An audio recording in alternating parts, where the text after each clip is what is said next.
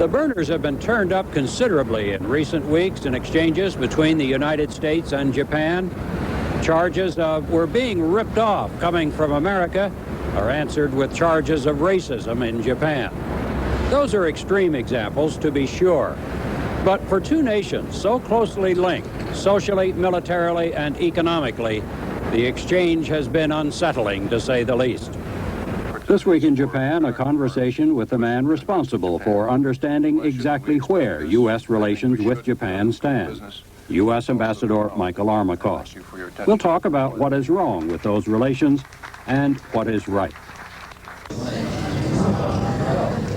One of the most persistent charges heard from America from both private business leaders and government officials has been the blocking of U.S. goods into Japan by so-called invisible barriers. This week in Japan, we'll visit an American business team that has at least dented the invisible barrier in the lucrative baby market field. Japanese distribution and pricing systems are being pointed to by U.S. officials as being partly to blame for the trade imbalance.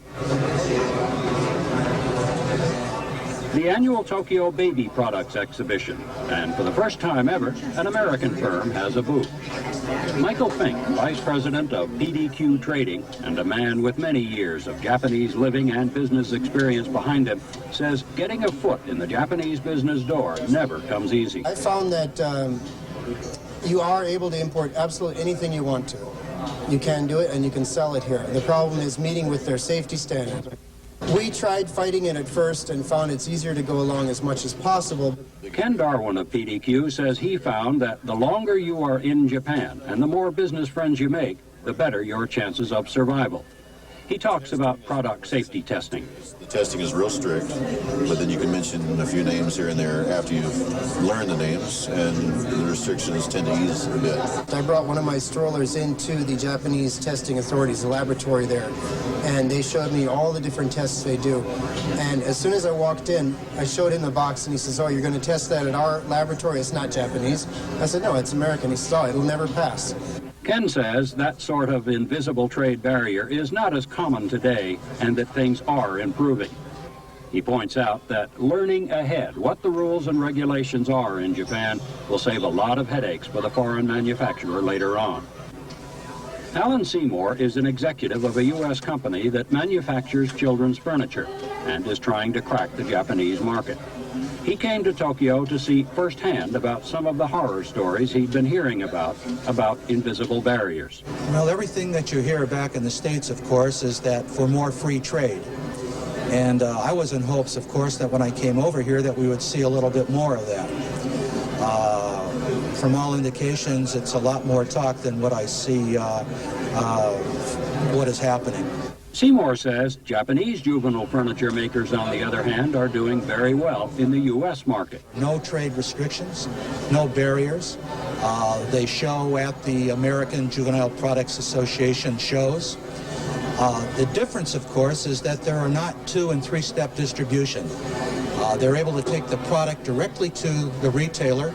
The distribution system in Japan.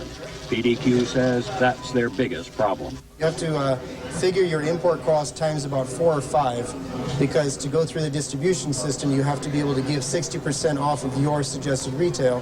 The distributor then turns around and knocks off, or adds on 10%, before he'll take it to a department store. So by the time it gets to the end user, he's paying 5 times what he should. The distribution system is mired in generations of tradition.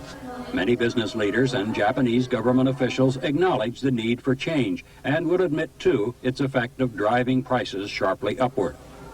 Darwin explains one way the American small businessman can work around the system.